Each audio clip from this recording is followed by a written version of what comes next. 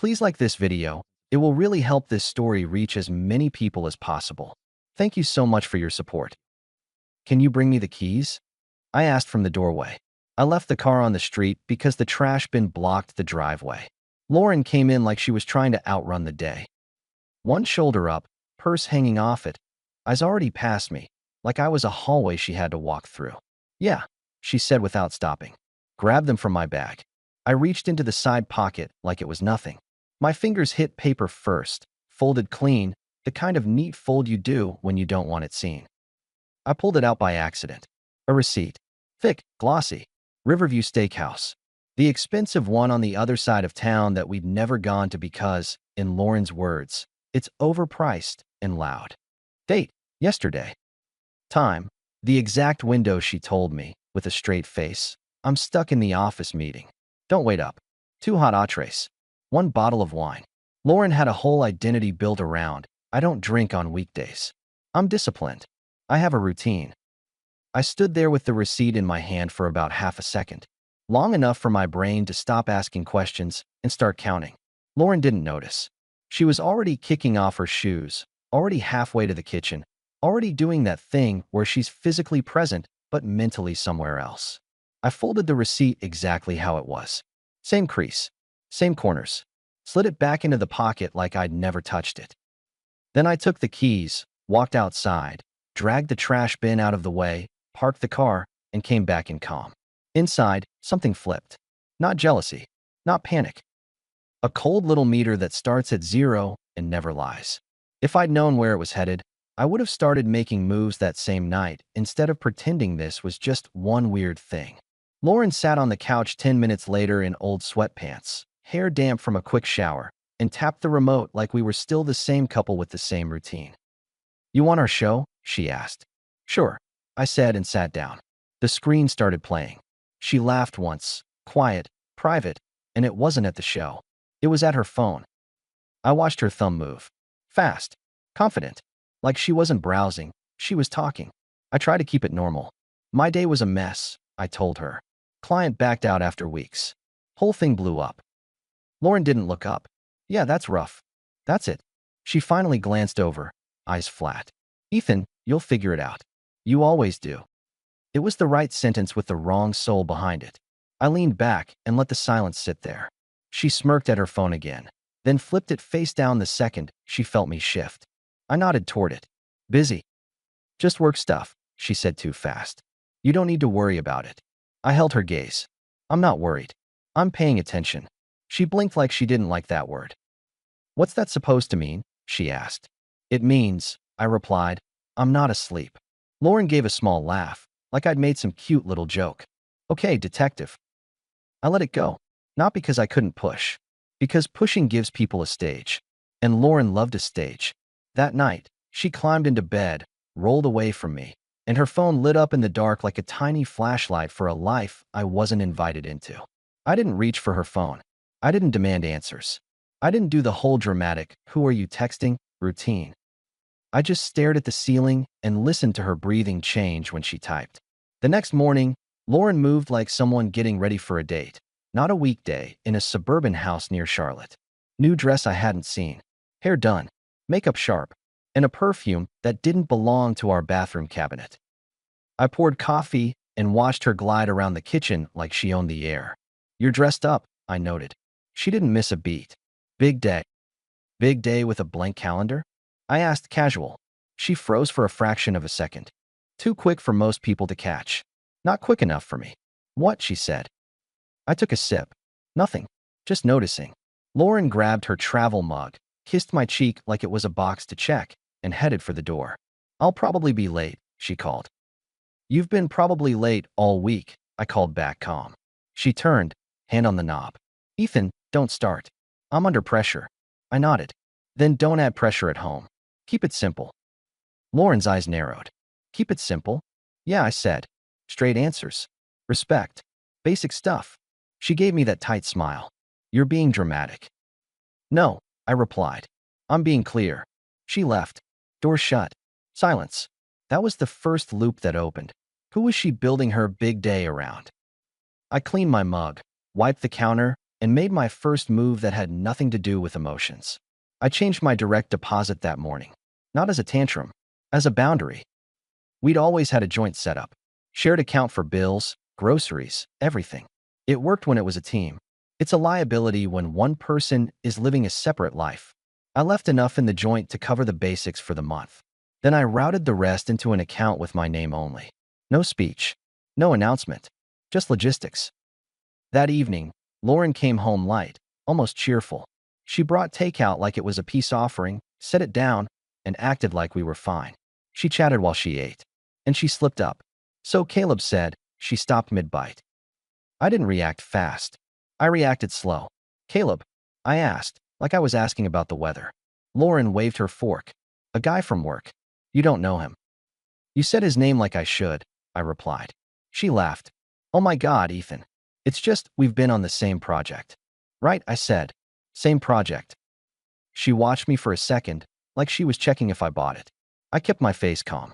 How was Riverview? Her fork stopped again. This time it wasn't subtle. What, she said. I shrugged. That's where your meeting was yesterday, right? Riverview Steakhouse. Must have been a productive meeting. Wine and everything. Lauren's eyes widened, then sharpened. You went through my bag? I shook my head once. No. You told me to grab the keys. I grabbed the keys. The receipt was sitting there folded like a secret. She set her fork down slowly. It was a client dinner. 2 entrees, I said. 1 bottle. That's a cozy client. Lauren leaned back and crossed her arms. Do you hear yourself? You're interrogating me over dinner. I'm not interrogating, I replied. I'm confirming. There's a difference. She scoffed. I don't owe you a play-by-play of my work life. I nodded. You're right. You don't. Her chin lifted like she'd won something. Then I added, and I don't owe you blind trust while you rewrite the rules. Lauren's nostrils flared. Rewrite the rules? What rules? I gestured around the kitchen. The rules where we talk like adults. Where you don't lie to my face and then expect me to clap because you brought takeout. Her eyes flashed. I didn't lie. I looked at her, quiet. Then you should be able to say who you were with without getting defensive. Lauren's voice went colder. I'm not doing this. I'm exhausted. Can we not have long talks on weekdays? There it was. That rehearsed line. Like she'd practiced it in the car. I nodded once. Sure. No long talks. She relaxed a little. Then I slid the takeout container closer to me and said, but here's the new rule. Phones face up at the table, or the table is done. Let me pause the story for just a second. If you're still listening, please hit the like button on this video. It really helps YouTube show this story to more people. Thank you so much for the support. Now let's get back to the story. Lauren stared like I'd slapped the air. That's controlling, she said. I smiled lightly. Funny. You call it controlling when it's my boundary. When it's your secrecy, it's stress. Lauren pushed her chair back. You're making a big deal out of nothing. I stood and picked up my plate. You're right. Nothing should be easy. Then, go rest. She walked away in a huff. Upstairs. Door shut. I cleaned the kitchen alone, the way I always did. But the second loop opened and stayed open. Who was Caleb? And why did her face change when I said Riverview? 2 days later, I saw the daily planner. Lauren was obsessive with it. Color-coded. Every meeting, every reminder. She used it like a life raft. That morning she flew out the door in a rush. Off-site meeting, she said. Everything's on fire. Okay, I replied. Drive safe. She left, and I did something I'd never done in our whole marriage. I opened her planner. The page for that day was blank. Not light. Blank. Just a red line across the top like a divider. That wasn't her. I didn't touch anything else. Didn't snoop. Didn't take pictures. I closed it and put it back exactly as it was. But the meter inside me clicked again. That night, she came home in a good mood, almost warm. Too warm. And that's how you know it's not real. It's placed there on purpose. She set a grocery bag on the counter. I got your favorite cookies. I glanced at the bag. You don't even like those. She shrugged. I know. That's why I got them. Lauren stepped closer, touched my arm, and smiled like she was trying to paint over something. I've been a little distant, she admitted. Work's been brutal. I'm sorry. There it was. The first illusion. Not a real repair. A soft reset. I looked at her hand on my arm. Then at her face. Distant isn't the issue. Her smile wobbled. Then what is? I kept my voice level. The rehearsed lines. The hidden phone. The blank planner. The steakhouse receipt. Lauren's eyes hardened again. Ethan, I said I'm sorry. What do you want from me? I want you to stop treating me like a roommate who pays bills, I replied, and start treating me like a man you respect. She rolled her eyes. Oh, here we go? The respect speech. I raised an eyebrow. You're mocking it. I'm tired, she snapped. I'm not mocking it. You just did, I said. See how easy that was? Lauren crossed her arms. You're being paranoid. I nodded like I was agreeing. Maybe. Here's what I'm doing with my paranoia. This weekend, I'm not going to your sister's lunch. Her head tilted. What? You heard me. I said. I'm not going. I'm not playing happy couple in public while you act like I'm an inconvenience at home. Lauren's mouth opened, closed. That's embarrassing. I smiled. For who? For me, she said quickly. They'll ask where you are. Tell them the truth, I replied. Tell them you've been busy building a private life and you didn't have room for a husband. Lauren's eyes flashed. That's cruel. No, I said. That's accurate. She stepped closer, voice low. You're trying to punish me. I laughed once short. Lauren, if you think me skipping lunch is punishment, you've lived a very soft life. She stared at me like she wanted to yell, but she didn't. Instead, she shifted tactics. Her shoulders softened. Her voice went sweet. Okay, fine. Skip it. I'll tell them you're slammed with work. Can we just reset? I watched her. Reset to what? To us, she said quickly. To normal. I'll be better about the phone. I'll try. I promise. I nodded once slow. Trying isn't a plan. Her jaw clenched. What do you want, a contract? I want consistency, I said. And until I see it, I'm adjusting my life accordingly. Lauren stared at me, then walked away, annoyed but quiet. The third loop opened. If she was willing to be sweet, right after pressure, it meant she was protecting something. Someone. Saturday came. I stayed home, went to the gym, handled errands, lived like an adult who didn't need permission.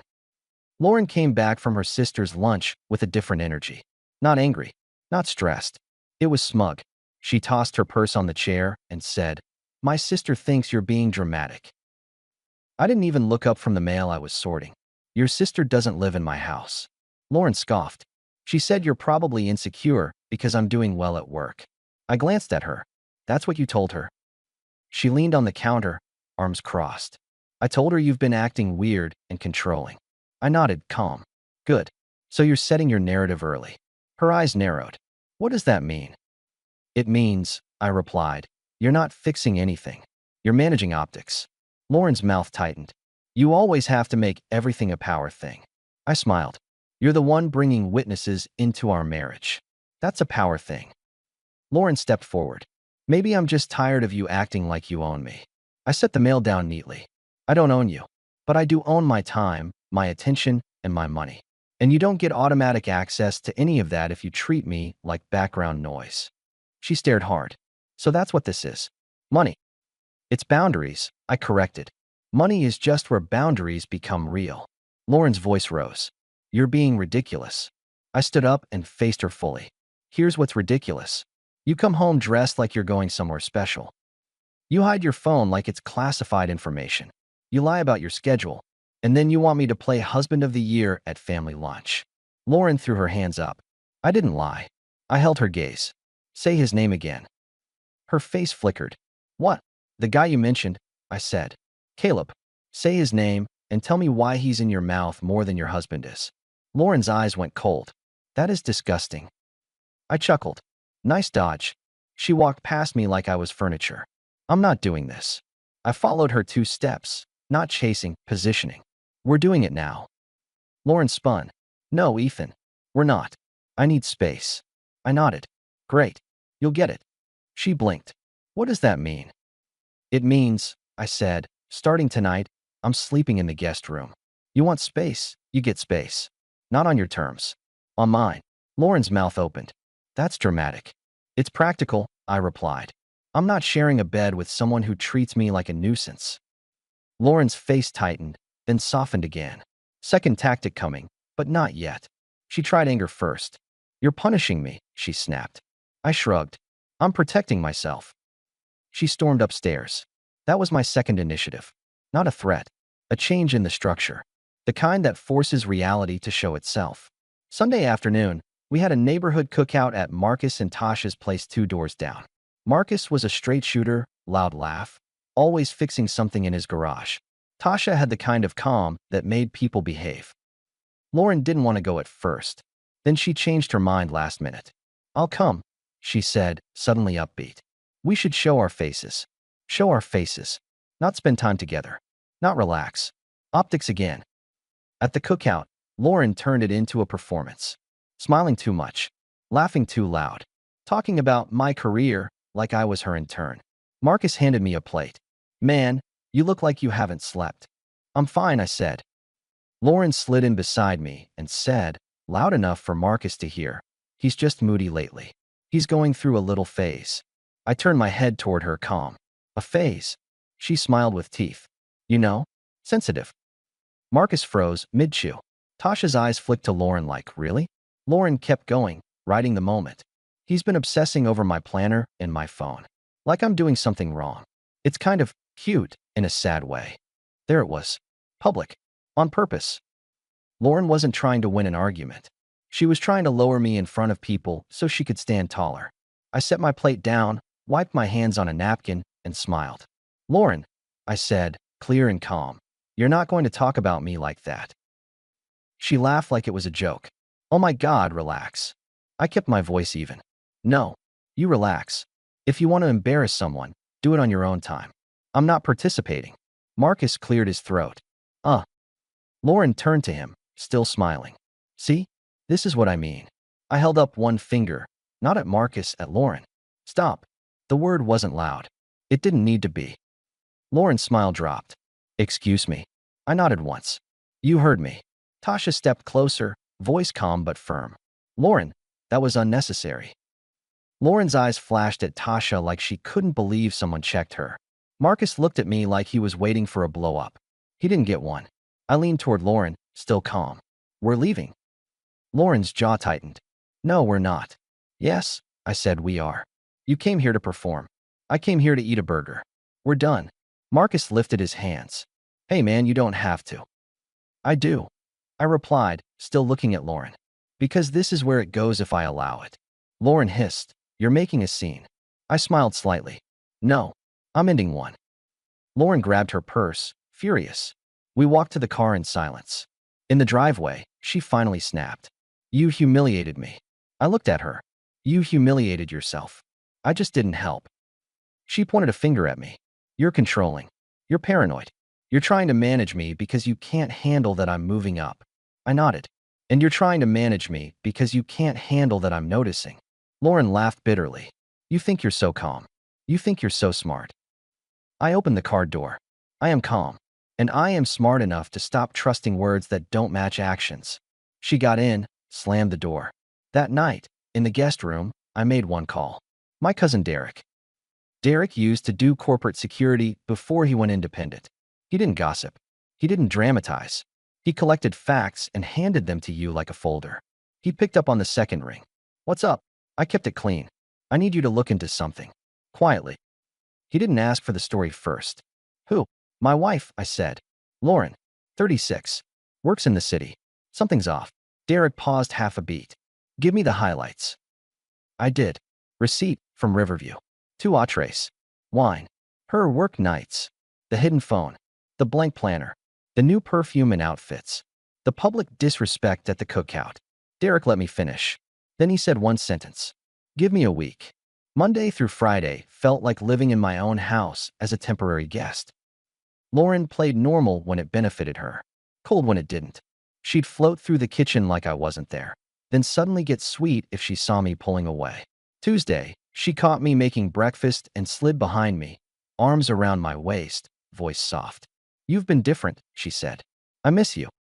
That was the second illusion beginning. Bigger, heavier, too polished. I peeled her hands off gently. "Don't do that." She blinked.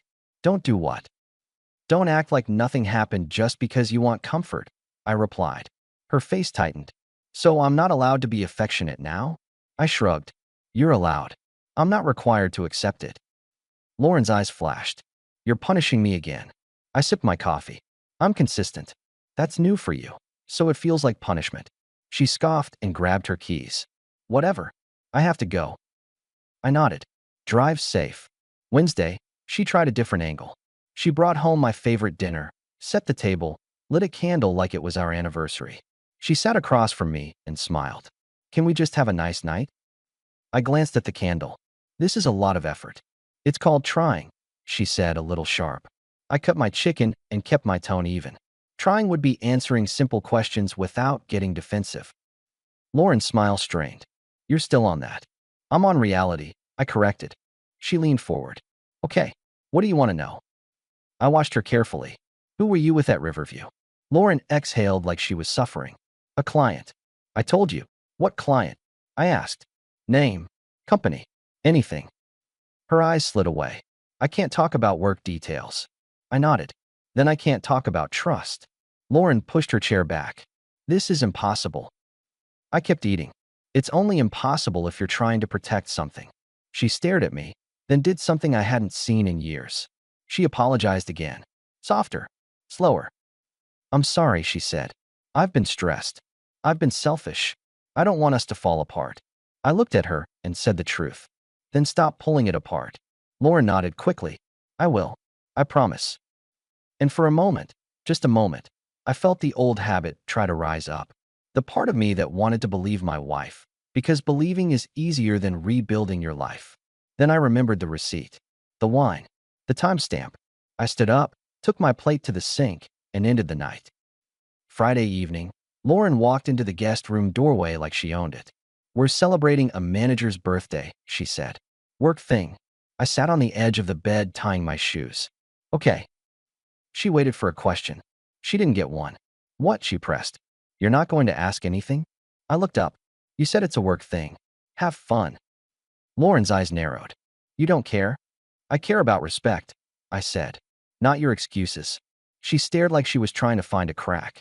Fine. Then she smiled. Small, mean. Don't wait up. She walked out, and I noticed the dress. Black. New. Not for an office birthday. She left like she was going somewhere important.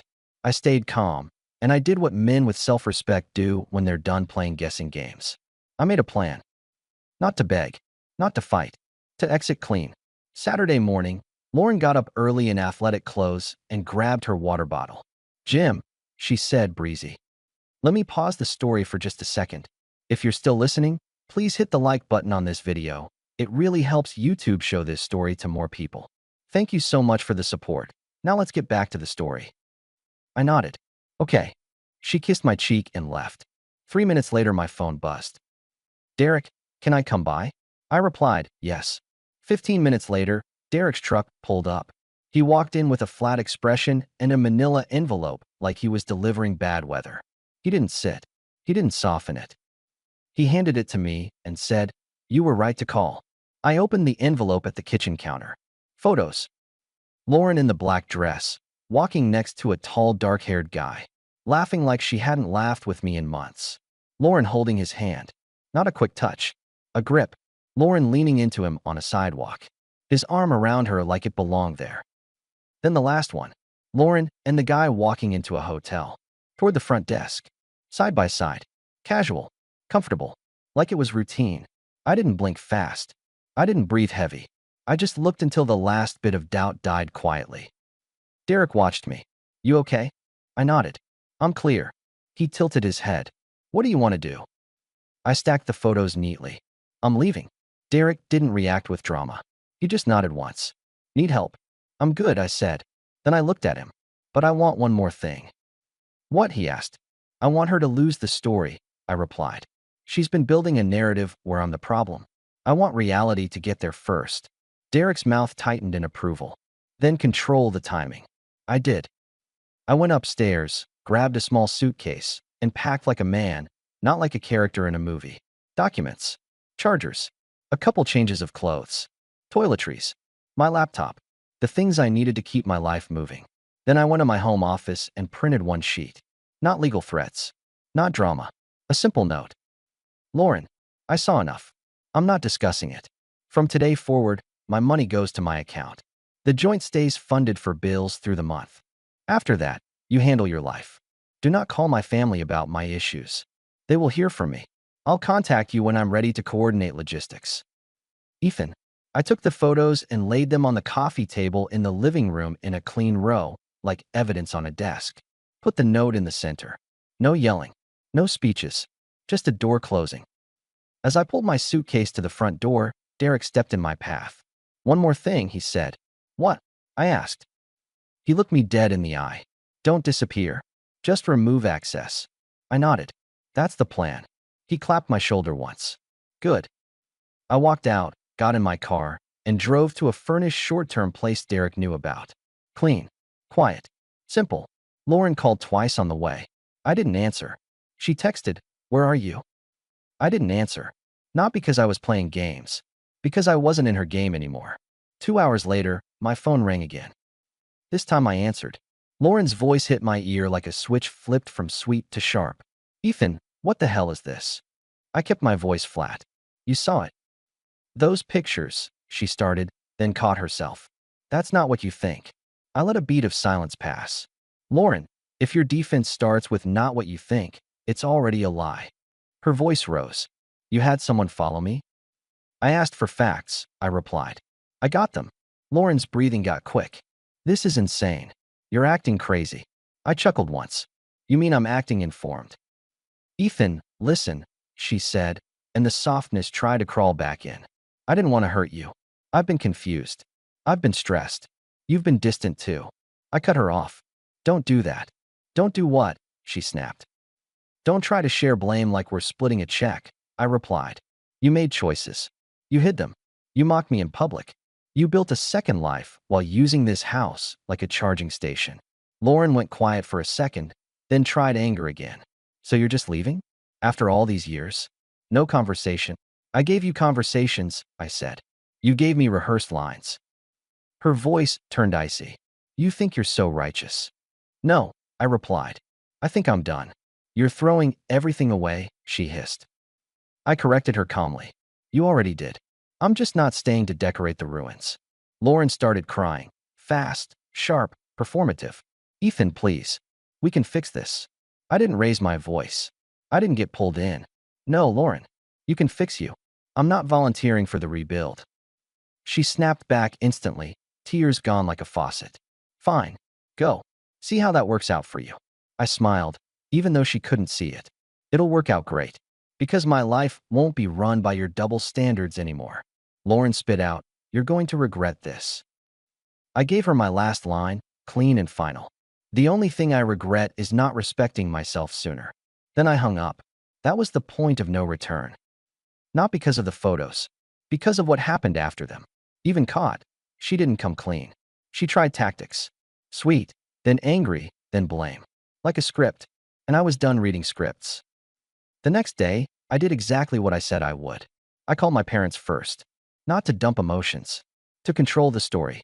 My dad listened quietly, then said, "You're handling it like a man." My mom didn't ask for details. She just said, "Come by for dinner. You shouldn't be alone right now." I called Marcus and Tasha and told them the truth in 2 sentences. No drama, just fact. Tasha sighed and said, "I knew something was off when she tried to turn you into a joke." Marcus said, "If you need help moving anything, you call me." Lauren tried to go around me. She texted my sister a long message about how I was unstable and controlling. My sister forwarded it to me with one line. You good? I replied, I'm good. Don't engage. Then I made my third initiative, bigger than sleeping in the guest room, bigger than moving out. I removed access. Not petty stuff. Not entertainment subscriptions. Real access. I moved my income. I separated my accounts. I changed my passwords. I made sure bills were covered for the month like I wrote. I kept it clean so she couldn't pretend she was abandoned. She wasn't abandoned. She was released. Lauren called again 3 days later, softer. This feels extreme, she said. It's accurate, I replied. I'm sorry, she tried. I really am. I didn't bite. You were sorry when I found the receipt. Then you kept going. Silence.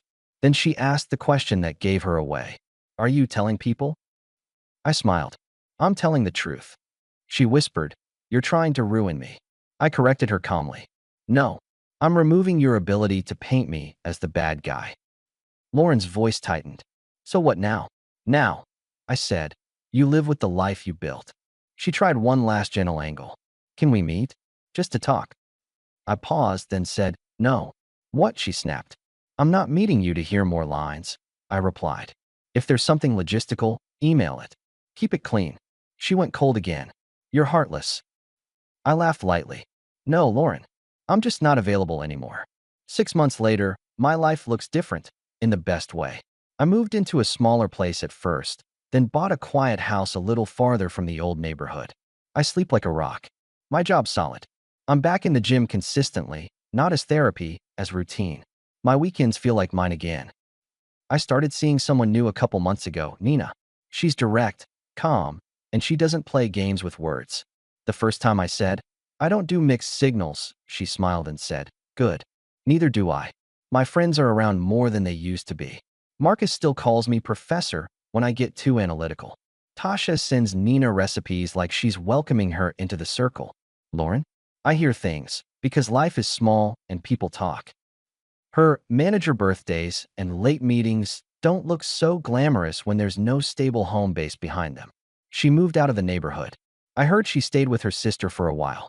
I heard work got complicated when her private life started bleeding into public spaces. Nothing dramatic, just consequences. And the part that still makes me shake my head. She thought the danger was getting caught. It wasn't. The danger was me finally waking up and realizing I didn't have to live in a house where respect was optional. Once I understood that, the rest was simple. I didn't need a screaming match. I needed a suitcase, a quiet exit, and one clear sentence. I'm not available for this anymore. Our story has come to an end. If you've made it this far, how about subscribing to our channel? It helps us immensely. I've selected 2 other videos for you that I'm sure you'll enjoy. Feel free to click on them. I'll be waiting for you in the next story. See you soon.